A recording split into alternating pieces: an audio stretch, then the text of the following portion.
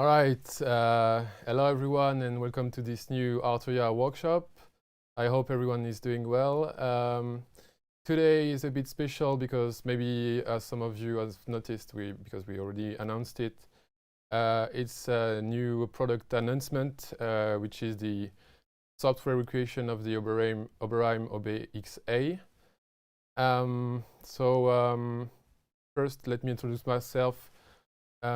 So my name is Baptiste and I work as a product manager for Arturia, and I was the product manager on OBXA-V. Yeah, basically I worked as a designer on the product, and we worked with the team to bring you this new instrument, which is we feel and we hope that we will enjoy, and that's it.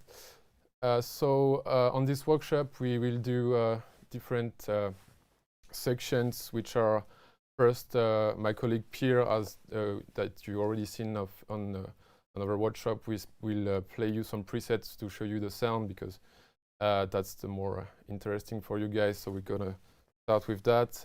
The reason is I'm a terrible keyboard player, so that's why I ask for Pierre's help. And then we'll dive into the product with a little bit of history, what we've done with the recreation. And then I will present you what we've done in terms of feature with this product. And you will see how we basically took the original and spiced it up a bit with some additional features and functions. Then after that, yes, we will, if we have time, we'll do a bit of, I will present you a project I made with 5 OBXA instances, so you can have a better understanding on how we can make a track only using this one. And as usual, at the end, I will answer your questions. So if you have questions, please fill them into the chat on YouTube or Facebook during the workshop, and I will answer them at the end. So I'll let Pierre play you some presets.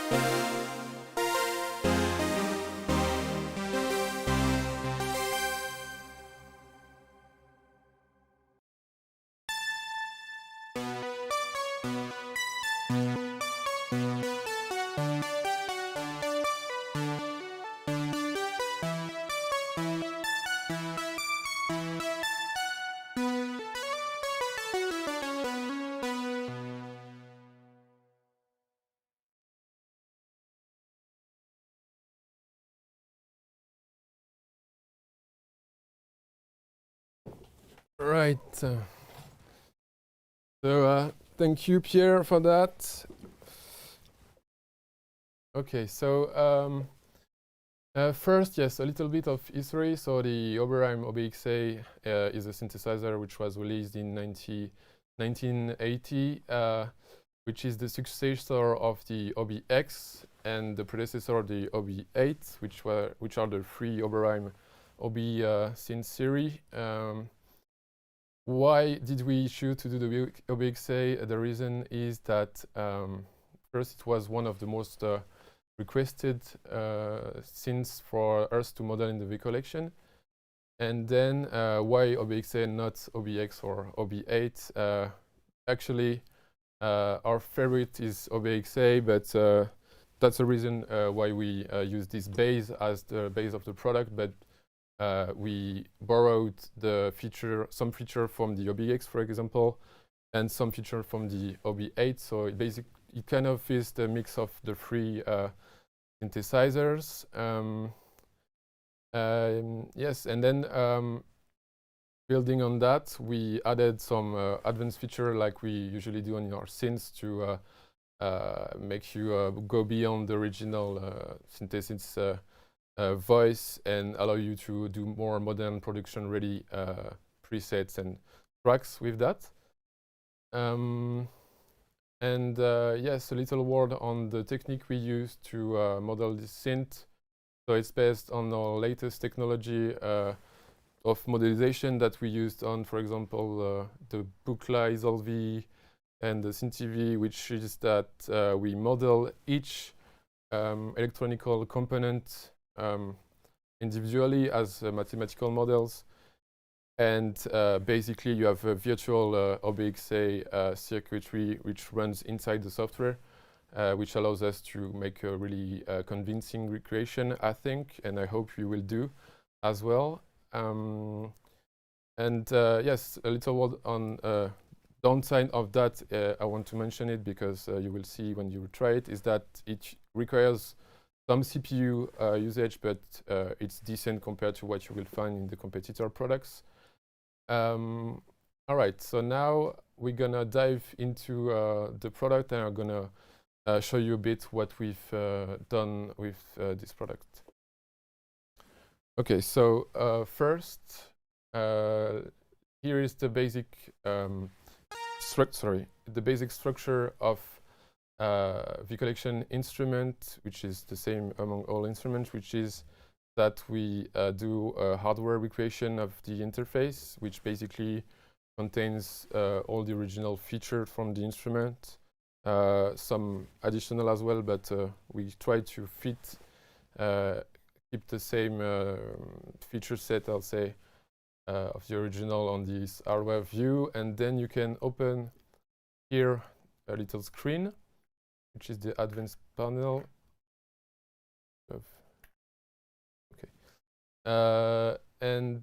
Yes, here we fit some more advanced feature, like for those of you who are familiar with the some of our products. Here is the function we added, like on some product, but I will come back later to that. Modulation metrics and some effects. So, just to have a little bug with my mouse. All right. Okay. So a little word on the original architecture. The OBXA was based on 2 oscillators with filter. I mean, it's a classic analog synthesizer design. You have few interesting particularity on these synths. The first is that it was outputting stereo signal, which means that because it was possible to set the panning of each voice independently, that's why it was a stereo output. And it's really interesting because you quickly have a sensation of space by using that, and that's really the first thing when I tried the original synthesizer, which I noticed, which is cool.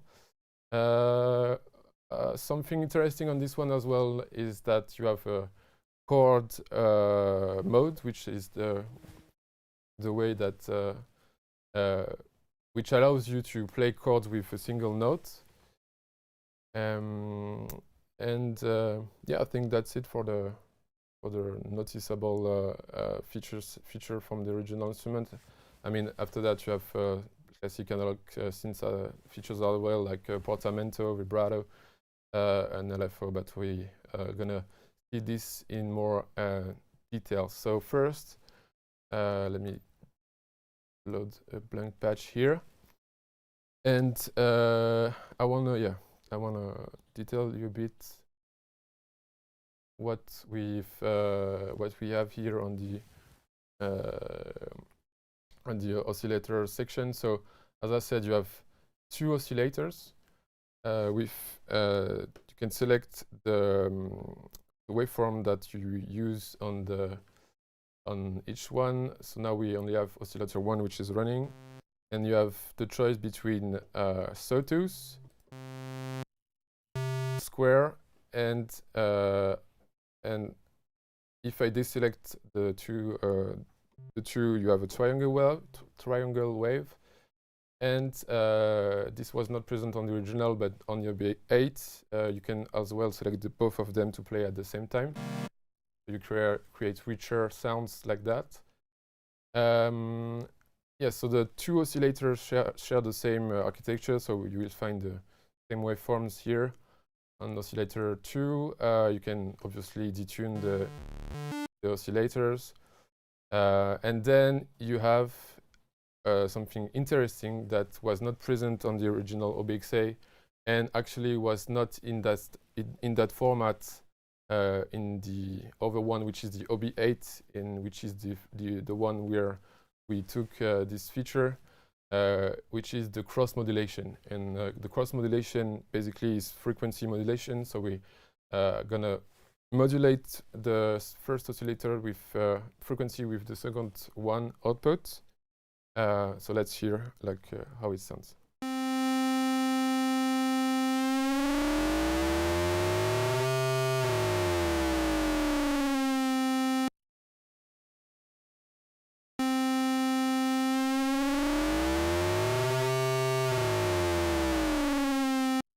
All right, and yes, on the OBX, the original OBX, you only had an on-off switch, and here we decided to use a continuous control, which is obviously more interesting because you can do in-between positions, which is great for sound design.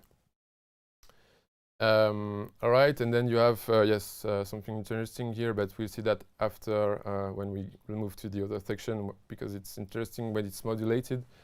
And yes, you have obviously here, as you can see, the pulse width control here, like that you can find in other synthesizers as well. All right. Okay, so a little word then on the filter, which is there is something funny with my mouse here. I don't know why. Yes, the filter is you have two modes. You have 4 poles and 2 poles, which are basically 24 dB per octave and 12 dB per octave. So you can have different slopes, which is interesting to have different flavors in the filter. The cool thing here is that this is something they added with the OBXA that was not included in the OBX. And this is interesting, yes, because you can do more interesting sounds by tweaking, moving between the two. So let's hear a bit how it sounds.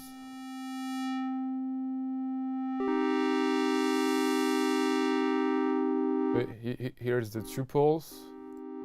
Let's stretch.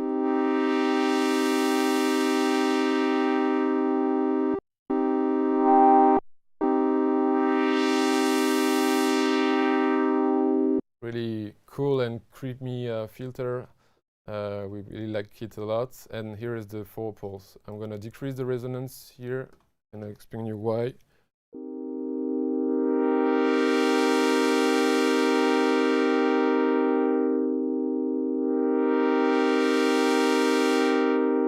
Yeah, really cool. The reason I put the resonance at 0 is that there's differences of behavior between the original, the 2 pole and the 4 poles. In the 4 pole, you have you lose in loudness when you have the resonance cranked up, which is not the case on the 2 poles. So sorry, it was a little loud. And this is actually how it behaves on the original instrument. All right. Then, yes, this section in the bottom here, you see that we have 3 knobs here, and these knobs allow us to control the volume for each oscillator and the noise generator. And that as well, we kind of went different way, better way than the original, because on the original you only had switches to activate either one oscillator into the filter or not. So here you have more flexibility because you can really mix your different sources as you want. So now, for the purpose of this demo, I'm gonna activate both oscillators.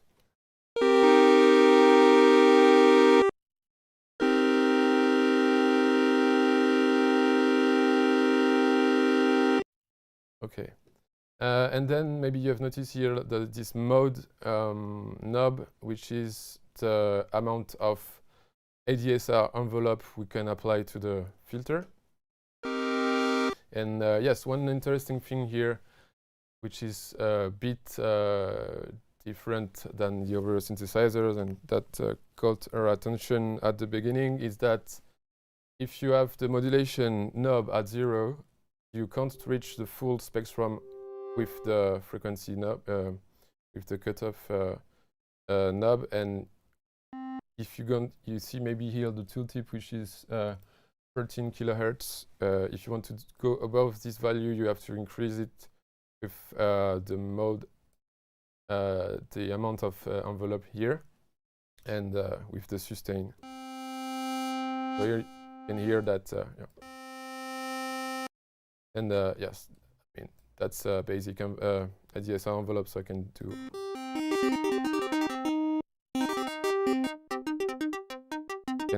Really classic plug sounds easily by doing that. So let's keep the settings for the whole spectrum here. All right, and I think that's it for the filter. Now we're gonna move to the LFO section, which is the 3 columns you see here. So here we use the same layout as the original, and how it works is that the first column is dedicated to the LFO controls. So you see here the rate, you can synchronize it to your DAW BPM. That's something we added. You can select which wave you want to use, and we added as well the key trig option, which allows you to retrig the LFO when you play a note. And then the two next columns are are dedicated to assign the parameters on the LFO. And so here, for example, if I want to activate the LFO on the OSC1 frequency, I can click here, and then I can change the amount with this knob here.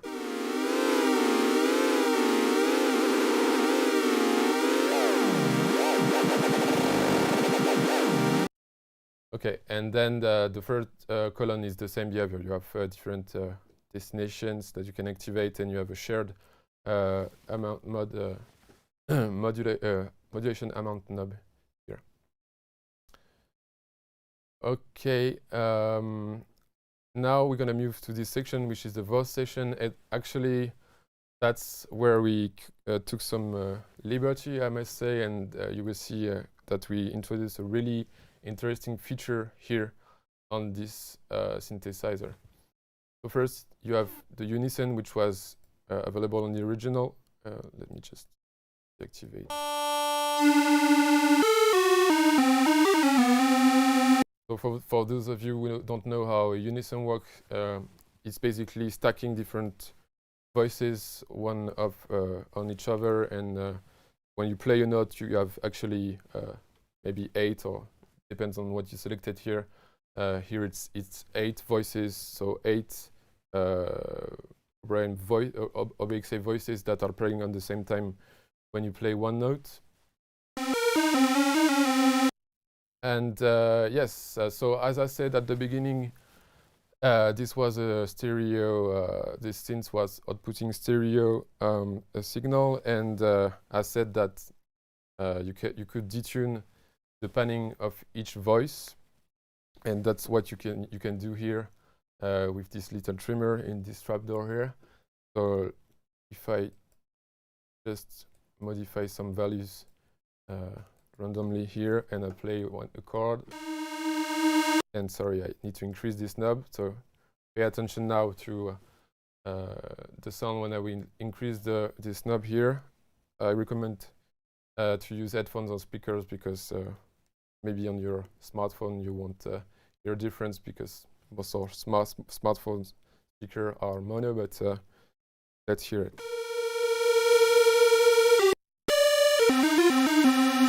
Yes, just detune leaving unison and playing a chord.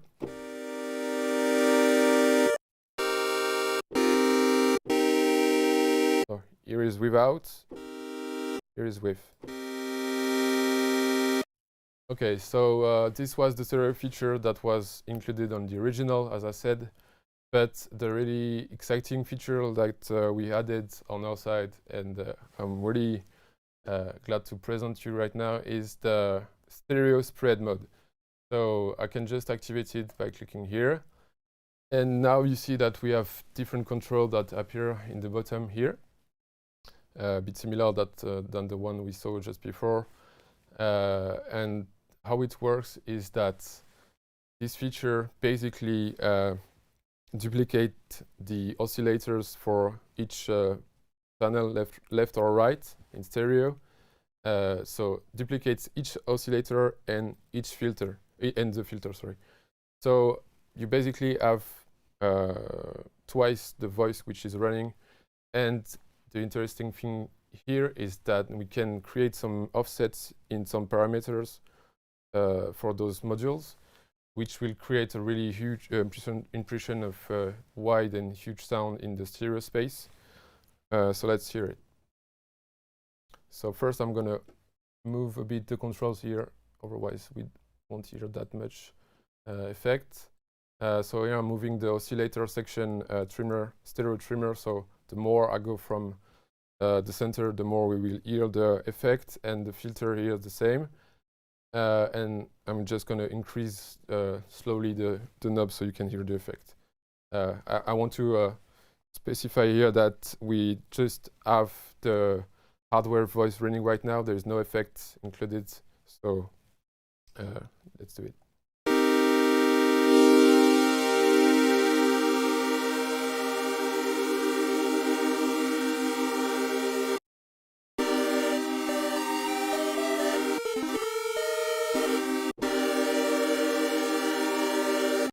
Okay, so this patch is already interesting to do some design and some maybe to include it in some in a track, and it's just a basic patch with this feature.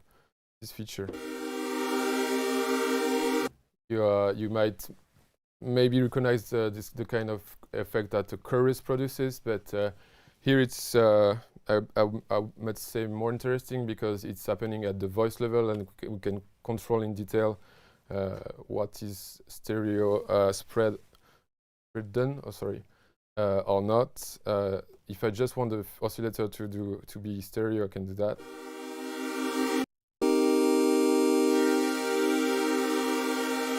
Let's add the filter.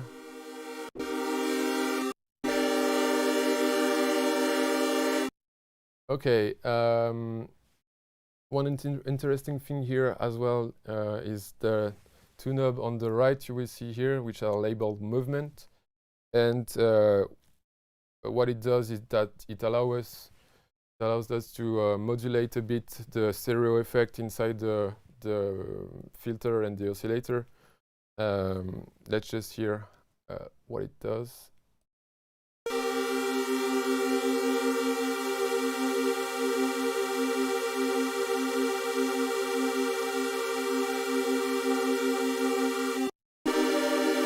Let me just decrease the frequency here. Okay.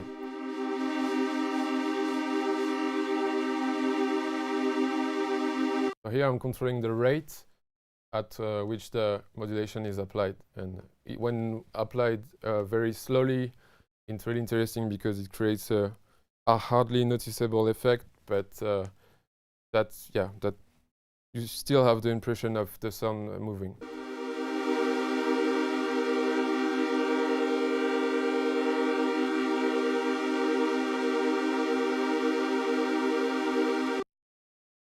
All right, and the last thing is in this section is this LFO trimmer here that we didn't speak about yet, which basically allows us to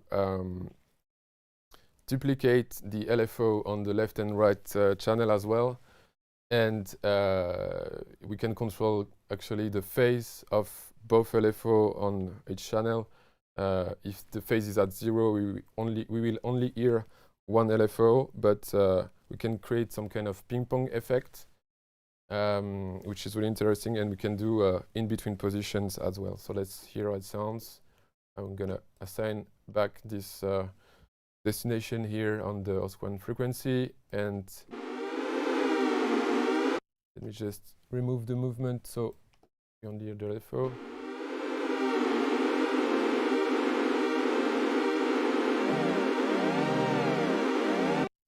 I'm gonna mute oscillator 2, and this is just oscillator 1.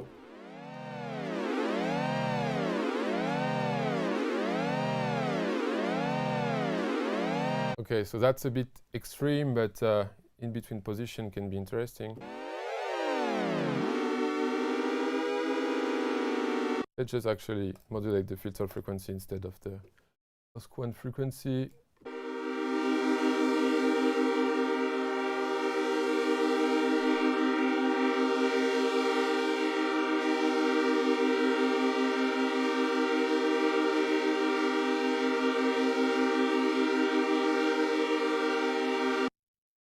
Okay.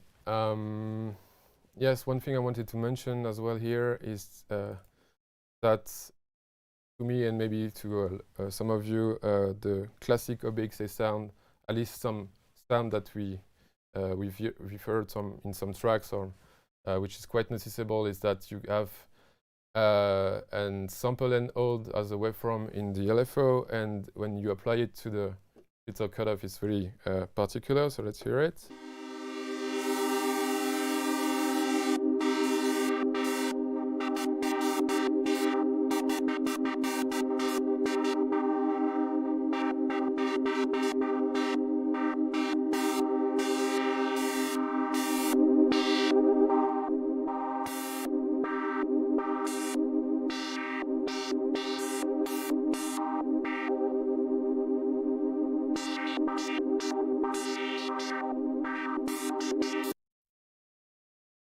Okay.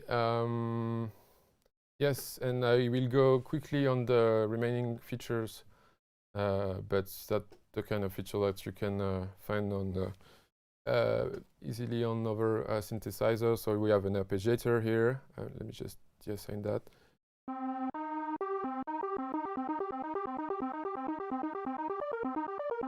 So yeah, pretty basic, but always useful. It's always nice to have an arpeggiator. What I like with this arpeggiator is that we have a random option, and we can select different octaves to go up. So you can create really evolving patterns with that.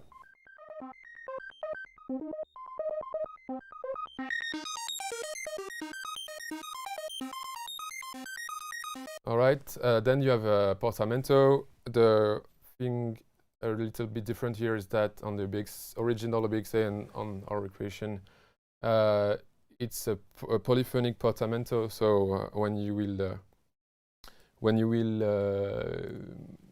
play some notes in different ranges, it's gonna evolve polyphonically. So not all at the same time. So.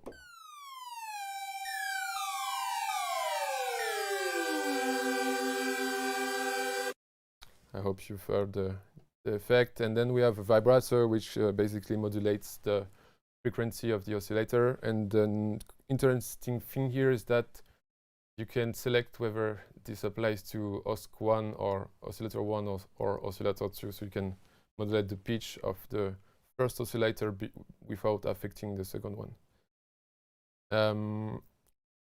Okay, I think that's it for the hardware panel. Now we're gonna move in the screen here. I'm hoping my mouse is gonna be nice with me.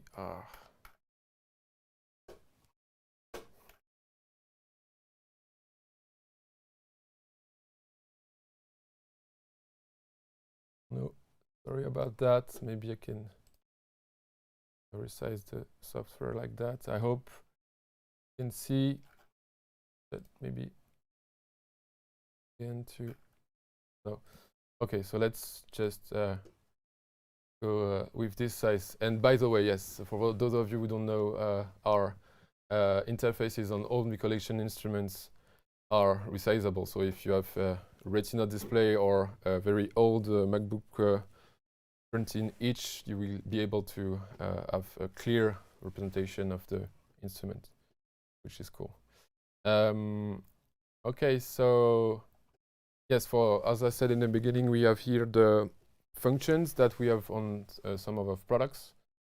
Basically, these are, I would say, loopable envelopes that you can use like step sequencers, for example, as well, because it's synchronized to the tempo. If you want, you have the option. The different modes for these functions are that you can loop. As you can see here, the point moves and it loops. You can retrieve them from the keyboard playing, but we can use them as well as classic envelopes with by deactivating the looping feature. Let's just assign something here. So let's, for example, modulate oscillator 1 frequency, increase the amount. Now you see that the pitch evolves with the function representation here. And the thing that is interesting, and actually that we didn't do in previous products, is that we made this function polyphonic. So you have this option here that, like the envelopes on the hardware, you will have one function per note played if you want to, by activating this feature, which is really interesting. So let's hear it. It's really easily noticeable on the pitch because it is. All right, and yes, a little thing interesting here is that you have presets of the function for the functions, and as I said at the beginning, you can use them as envelope, but since they are loopable, you can use them like LFOs as well. So for example, here I have a pseudo sine wave, which is a source of modulation that I can use on the synthesizer. And you have, yes, different shapes, square, sawtooth. You have more original stuff like the offset, something like that, some weird shapes. But you can obviously draw everything by hand if you want to. All right, and that's it for the functions. You have 4 of them, so 4 different modulation sources that you can really customize as you want and create some crazy modulation for any parameter. I must say any parameter that is represented by a knob on the hardware, and some of the advanced parameters as well. And yes, then on the right you have this matrix, which is a modulation matrix that which is the same as the one we've already done on some products. So basically you have 4 lines which represent the sources for the modulation sources that you can assign to any destination that you want. So it's the same destinations as the function, and you see that there's plenty of them. So plenty of them to play with. Yeah, so you have velocity as a source, keyboard tracking, aftertouch, which is reacting as a poly aftertouch, which is interesting on this polyphonic synth. The mod wheel, and the latest one here is a bit special. It's labeled EV, and we added that because on the OBXA you have, on the filter section, you have on the oscillator section, sorry, you have the possibility to assign the filter envelope to the oscillator 2 pitch, which is cool. But here we wanted to provide more flexibility, so we added this as a line in the modulation matrix, and now you can actually use the filter envelope from the hardware here on any of the destinations that you have available. Okay, and then the last thing on the screen panel is the effect panel, and it's yeah, you have 3 effect slots, and for each one you can select an effect among the 9 available effects. These are the latest effects we've developed from the most recent synthesizers. Most of them are on pigments, on CZV, or on the recent ones. So, and they sound really cool. So let's hear it. I hope this patch is not too fucked up. Yeah, a bit.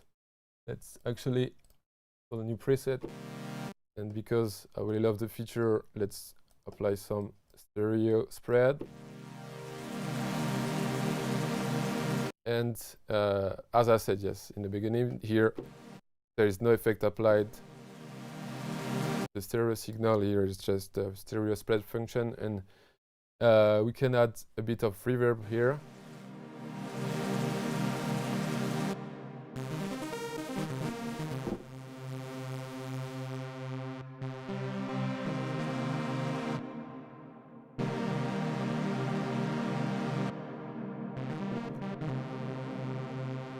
And yes, let's not use the delay here, but let's use some overdrive, because overdrive reverb is really interesting. So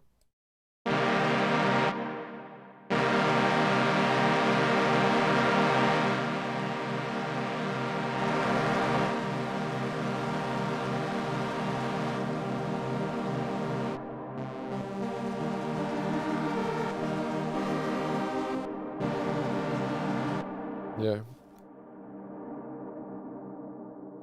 And then what else?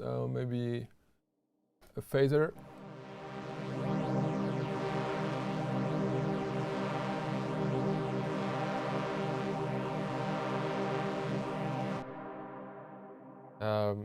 Yes, so but I invite you to try and experiment with those. These are a way to really spice up your sound from within the instrument, which is really cool. And then you can just make presets with some effects and use the same presets in different projects that you can recall from the preset browser here.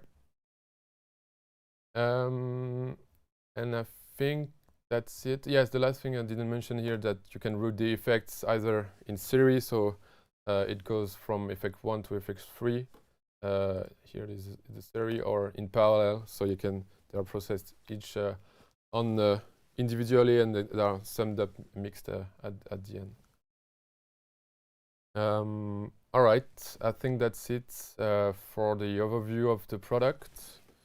I think we cover most of it. So the really important thing to remember here, and the first thing you should try when you will try the product, is this little stereo spread function here, which is really cool, and you don't find that actually in many other software. So yeah, please try it first. Okay, and now what I'm gonna do is to make you listen a bit to a little track I prepared with 5 OBXA instances, and I hope you like it. I can run it. I don't know what's happening here.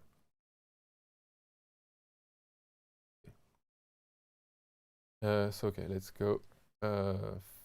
For 3 OBXA instances running at the beginning.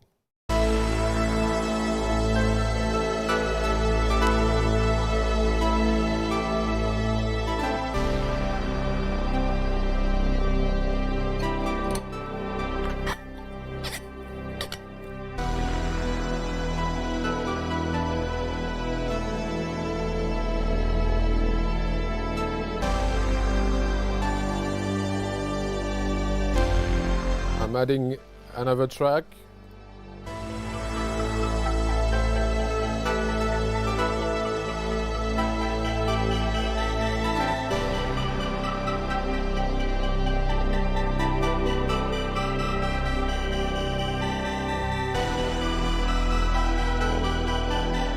And a last track.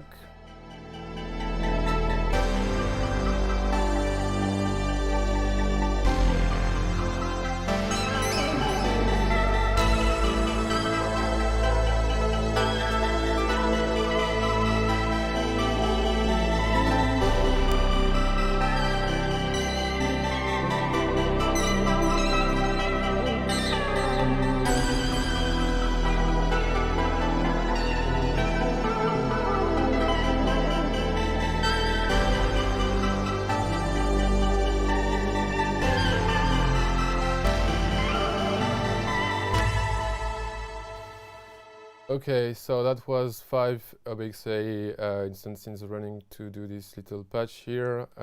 Let's go quickly. Maybe not. Maybe we won't be able to do it. I don't know what's happening with my mouse, but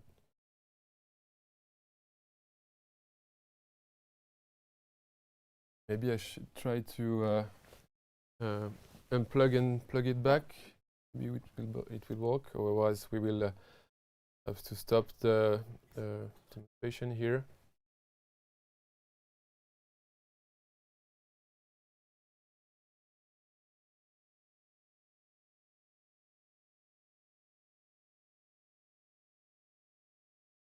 Yes, my colleague here suggested me that I use the trackpad, but actually I have the same issue.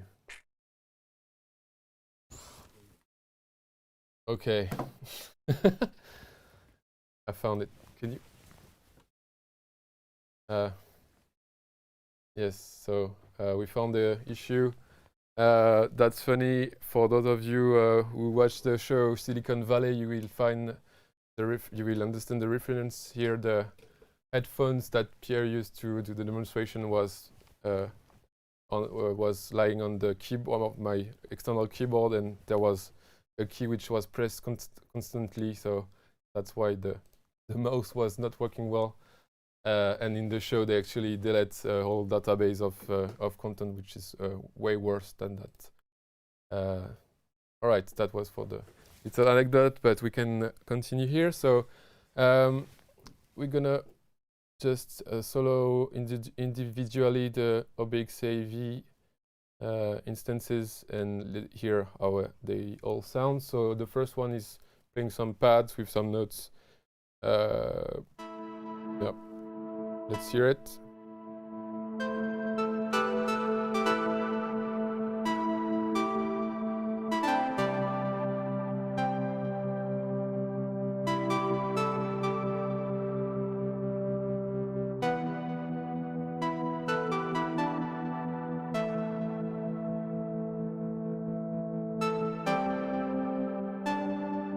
Okay, the next one is a preset I really enjoy because it's kind of a dreamy detune pad, the kind of sound that would fit really well in the, I don't know, breakbeat or acid track with dreamy pads.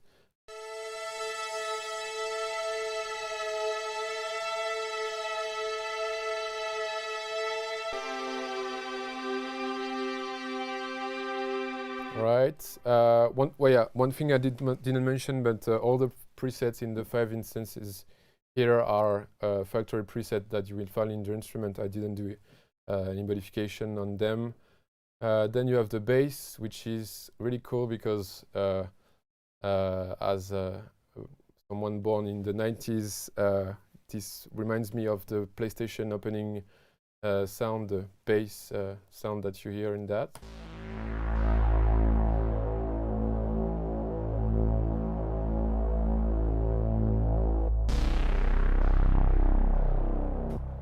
I hope you recognize it. Maybe they used an actual OBXA, we don't know. And then arpeggiated preset, which is really kind of interesting. So I'm gonna open the UI here. And it was designed by my colleague Victor Morello, and he uses the most he can of the function here that we saw earlier. So basically, he uses the function 1 and 2 as kind of step sequencers, so to change the pitch of oscillator 1 and 2, not at the same time, but it's basically used as a step sequencer, and because it's you can sync it to your DAW, you can, if I change the BPM or whatever, it will stay in sync. So that's a really interesting use of the function. Let's hear it. And yes, on that I also did a little automation on the mod wheel. So you hear the filter opening like that.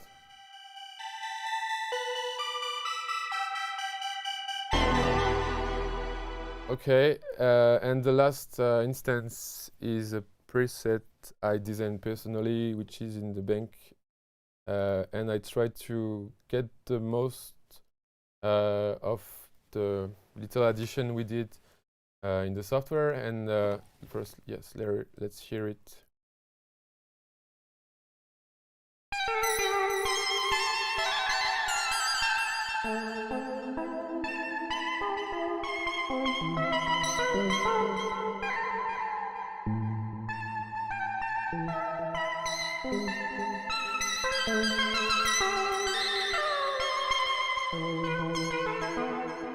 So here you see that the MIDI signal, which is sent to the OBXA instance, is just a sustain note.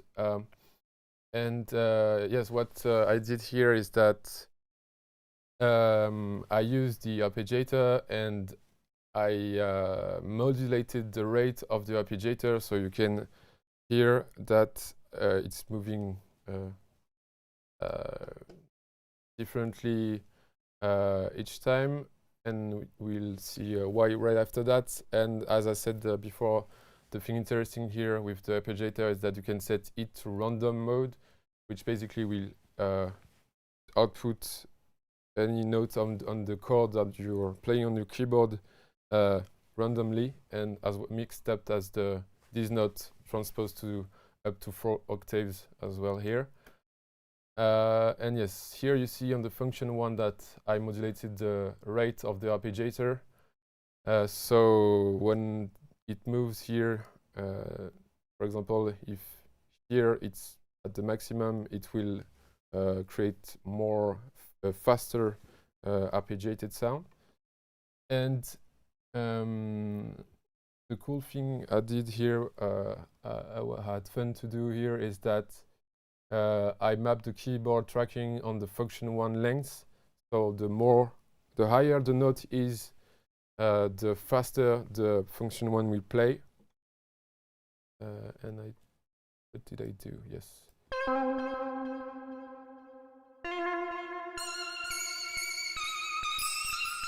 So here, if I play really low notes,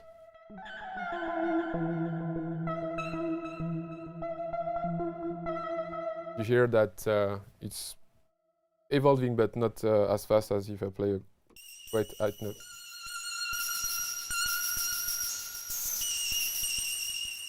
So you see that it's so fast that sometimes it just catches some values on the function.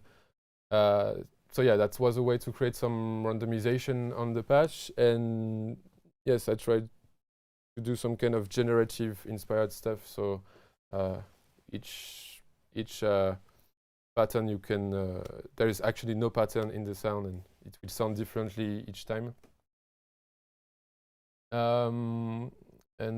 Yes, I think that's it. Yeah, one thing which is interesting as well is that I mapped the keyboard tracking on the filter. So the more the higher note we play, the more cutoff will be open, but as well the fastest function 1 will play and modulate the rate of the arpeggiator. And yes, the last thing I want to mention on this one is that I play a bit with the cross modulation that we saw earlier on the 2 oscillator. And since it's continuous, so you have a knob with a whole range of values instead of buttons on the original, we can really have fun by modulating this.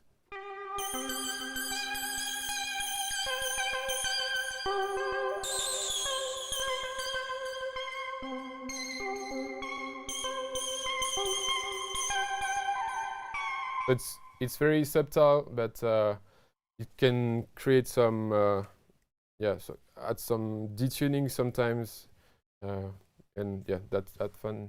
I found it interesting to add as well. All right, I think I reached the end of the content I planned for this presentation. So now I'm gonna answer your questions, and I hope there is lots of questions that you have asked on the chat.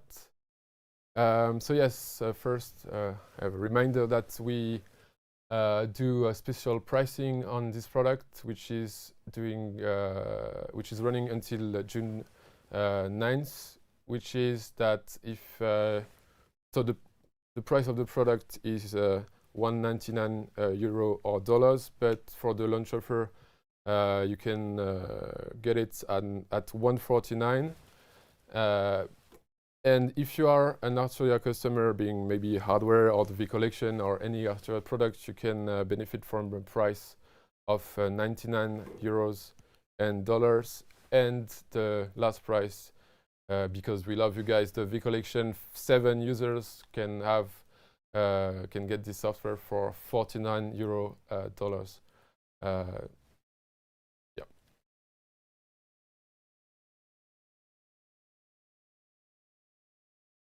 Sorry. Yes, to benefit for the special prices, either you are an Arturia customer or a V collection user, you have to log into your account to see the new prices to appear on our website. Okay, so first question is it NKS compatible right now? So no, and the reason is that we need to make Native Instrument validate our presets to make the preset compatible with NKS, but we already submitted these presets to them, and yes, it usually might take maybe a month to be available, so you can expect it to be available in around 1 month or maybe 2 months maximum. So will this have poly, aftertouch, or MPE compatibility? We don't have MPE compatibility for the moment. Maybe that's something we'll add later, but we have poly aftertouch on these instruments. We judge that it's really important to have that on such a beautiful polyphonic synthesizer. Will the OBXA filters be ported to Pigments or as a standalone? There is no plan to do that for now, but maybe that's something we could do if you guys think that's interesting. Is there a subdivision? Is there a subdivisions by rush preset? I'm not sure to clearly understand the question, but maybe you mentioned you are asking to find preset that have been used by the band Rush quite easily. No, we don't have that for the moment, but something we usually do with Analog Lab, through Analog Lab for individual instruments at the end, is that we can do some tribute sound banks, which are recreating presets from a specific band. So if you really want that, please submit your request on the chat or on the social network, and we will do it if you all want that. The emulation software engine behind this OBXAV, is it new? I'm not sure to clearly understand the question. Is if by the emulation software engine you think about the way we model the instrument, it's not new, because that's something, as I said at the beginning, we used on the Booklisol V, for example, or the SynthV, the latest analog synthesizer we modeled. But it is relatively new because it was not possible in the past because of the CPU not being as powerful as right now. So now we are, as I said at the beginning, we are able to run a virtual model of the circuitry of the OBXA inside our plugin. So